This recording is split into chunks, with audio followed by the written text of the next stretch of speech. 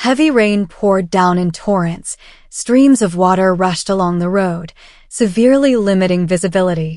The already desolate highway appeared even more forlorn under the downpour. Ton, a truck driver who had just completed a long delivery trip, was trying to speed home before midnight. His windshield wipers worked tirelessly, and the headlights illuminated only a few meters of the flooded road ahead. After driving for a while, Ton suddenly noticed a figure standing by the roadside through the curtain of rain. He saw a girl huddled in the cold, her clothes soaked, and her arms wrapped tightly around herself to ward off the chill.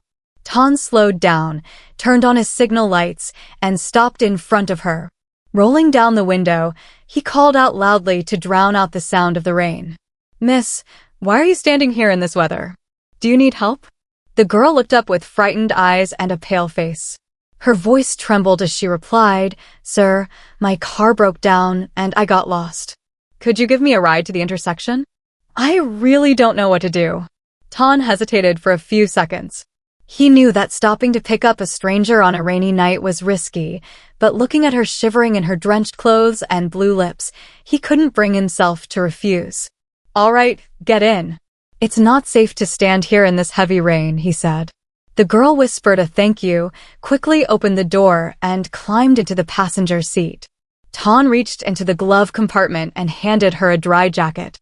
"Put this on, or you'll catch a cold," he said. The girl took the jacket hesitantly and murmured her thanks. "I don't know what I would have done if you hadn't stopped." The truck continued down the road in silence. After a while, Ton glanced at her through the corner of his eye and tried to break the awkwardness. "Where's your house? Why are you out here alone at this hour?" The girl avoided his gaze and softly replied, "I just need to get to the intersection." "Don't worry, I won't bother you for long." Ton nodded and didn't press further, but he felt something was off. Under the dim cabin light, he noticed her hands trembling uncontrollably as if she was extremely nervous. They drove a few more kilometers as the rain continued to pour. Ton began to feel uneasy when he noticed a black car trailing them in the rearview mirror. It had appeared not long ago, but its speed and movements drew Ton's attention. "Strange. Why is it following us?" Ton muttered to himself. He didn't mention it to the girl but gripped the steering wheel tighter and focused on driving. A sense of dread began to form in his mind. When they reached the intersection, Ton pulled over to let the girl out. She thanked him again and stepped out into the rain. As she disappeared into the downpour, Ton couldn't shake off the uneasy feeling, especially seeing the black car still parked a short distance away as if waiting for something. Ton had barely driven away when he glanced back and saw the girl standing in the rain. Moments later, the black car sped up, screeched to a halt, and blocked her path. Two large men in black stepped out. One of them barked harshly, "You think you can escape? Get in the car, now. Don't waste our time." The girl backed away, her eyes wide with fear, and shouted, "Sir, help me. They're trying to harm me." Hearing her cries, Ton slammed on the brakes, jumped out of the truck, and rushed to her side, standing between her and the men. "Who are you? Why are you threatening her?" Ton demanded. One of the men sneered, "This is none of your business. Walk away unless you want trouble." Ton clenched his fists and said firmly, "She called for help. I can't ignore that." The man stepped closer, his voice sharp. "I'm warning you for the last time. Get out of the way or you'll regret it." Ton didn't budge. "If you want to get to her, you'll have to go through me first." Taking advantage of the distraction, the girl ran back to the truck. Ton quickly followed, urging her to get in. The truck roared to life and sped away, leaving the two men fuming in the rain. However, the black car gave chase, its headlights glaring through the rearview mirror. Ton gripped the steering wheel tightly and asked, "Are you okay? Who are they and why are they after you?" The girl, panting, explained, "They're men working for my boss. I was his secretary, but I discovered his illegal activities. I ran away, and now they want to silence me." Ton's heart sank. This was more dangerous than he had imagined. But seeing her fear, he knew he couldn't abandon her. Taking a deep breath, he focused on the road as the black car closed in. A sudden jolt from behind made the truck swerve, but Ton managed to keep control. He turned sharply onto a narrow dirt path, hoping to lose them. Mud splashed everywhere as the truck skidded, but the black car hesitated at the edge of the field, unwilling to risk getting stuck. Breathing a sigh of relief, Ton stopped and turned to her. "You need to call the police immediately. This can't be handled alone." The girl nodded, still trembling. Seeing her distress, Ton felt the weight of responsibility. He knew this was just the beginning of a dangerous ordeal. She shook her head, tears mixing with the rain. "I won't leave you here. We'll find someone to help." With the strength she had left, she tried to help Ton to a nearby house. Fortunately, the owners were a kind elderly couple who quickly brought Ton inside to warm him up and treat his wounds. While resting, Ton whispered to the girl, "Tell the police everything. Don't let people like them continue their evil deeds." She nodded, her eyes filled with determination. "I promise. You saved me. I won't let your sacrifice be in vain." In the dim light of an oil lamp, Ton lay motionless on the bed. Despite the pain, a sense of relief washed over him, knowing the girl was safe and had decided to do the right thing. After being helped by the kind couple, Vi immediately went to the nearest police station to report the incident. Under the relentless rain, she recounted the entire story in a trembling but resolute voice.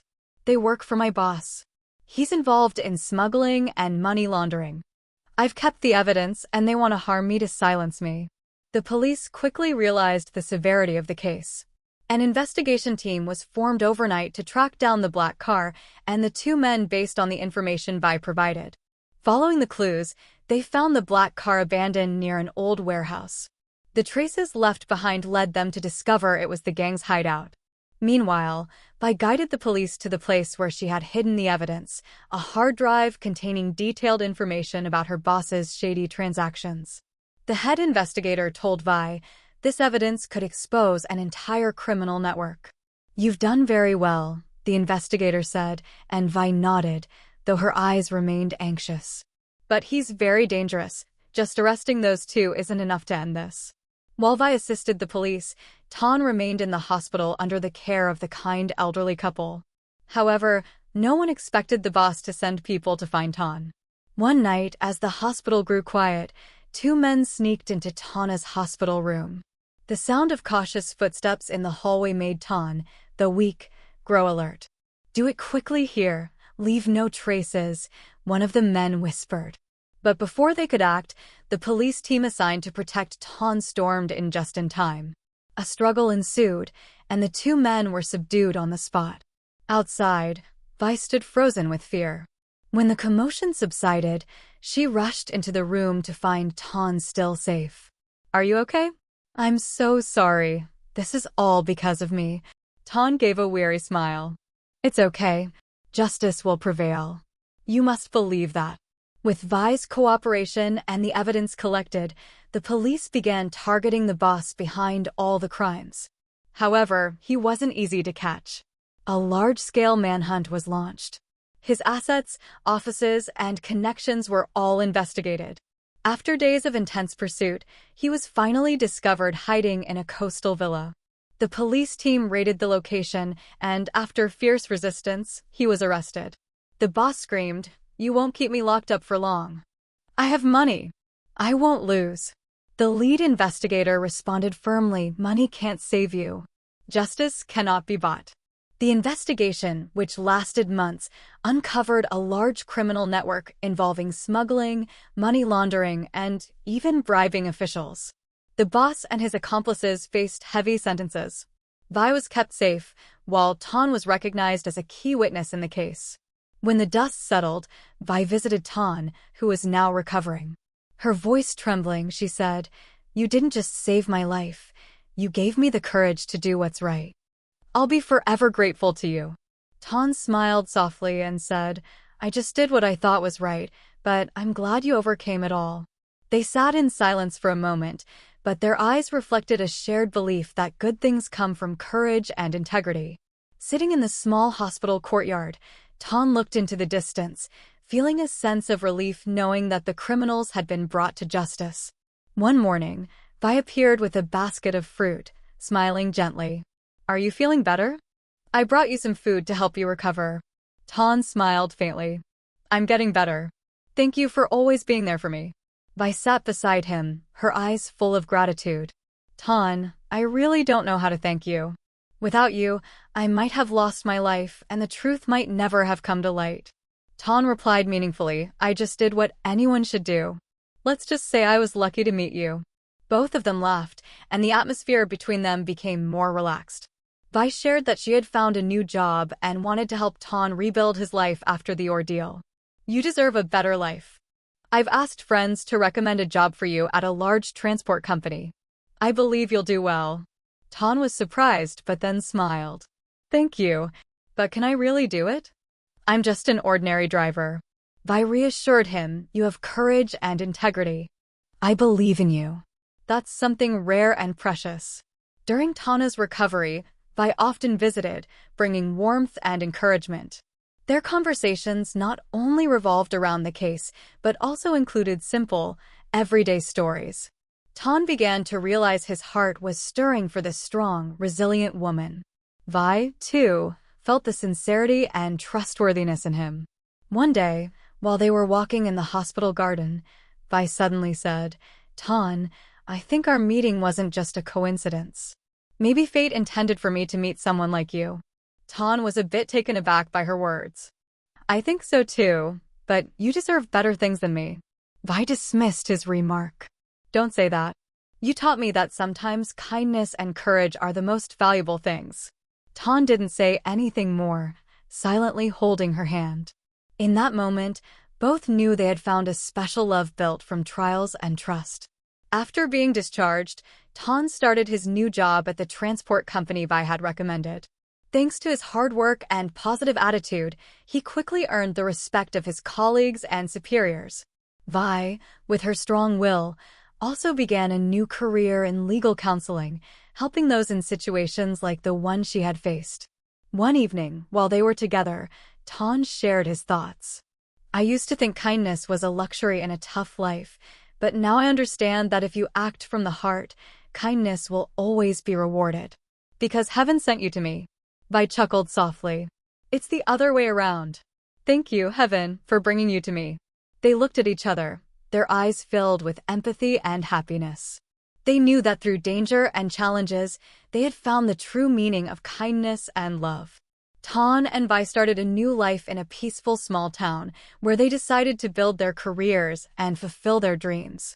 With savings from his transport job and Vi's support, Ton opened a small garage. The garage not only became a business, but also a haven for struggling workers in need. He repaired vehicles for free for those who couldn't afford it and even taught young locals the trade. Vi, dedicated to her work as a legal counselor, opened a small office near the garage to help disadvantaged people with legal issues. She often organized charity events with Ton, delivering small gifts to poor families. One afternoon, while working in the garage, Ton saw an old man with a worn-out bicycle step in. The old man called out, "Young man, my bike's brakes are broken, but I only have a little money." Ton smiled. "It's okay. Let me fix it for you." Broken brakes can be dangerous. After finishing the repair, the old man shakily thanked him, saying, "You're a good man. I've never met anyone as kind as you." Ton simply smiled, his gaze shifting to Vi standing nearby, radiating happiness. Vi wasn't just a life partner, but someone who stood by Ton in every decision. Every weekend, they spent time visiting poor villages, giving gifts, and hosting workshops on life skills for children. During one session with the kids, Vi unexpectedly said, "You know, it's because of someone's kindness that I'm here today."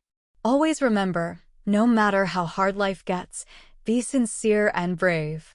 Kindness is never meaningless, even if it sometimes brings danger or challenges. Courage and integrity can not only change one person's life, but positively impact an entire community. The lives of Ton and Vi are a testament to the fact that good things always come to those who live for others. Their story may come to an end, but the lessons of kindness, courage, and love will remain in our hearts forever. No matter how tough life gets, always believe that actions from a sincere heart will bring about the best outcomes.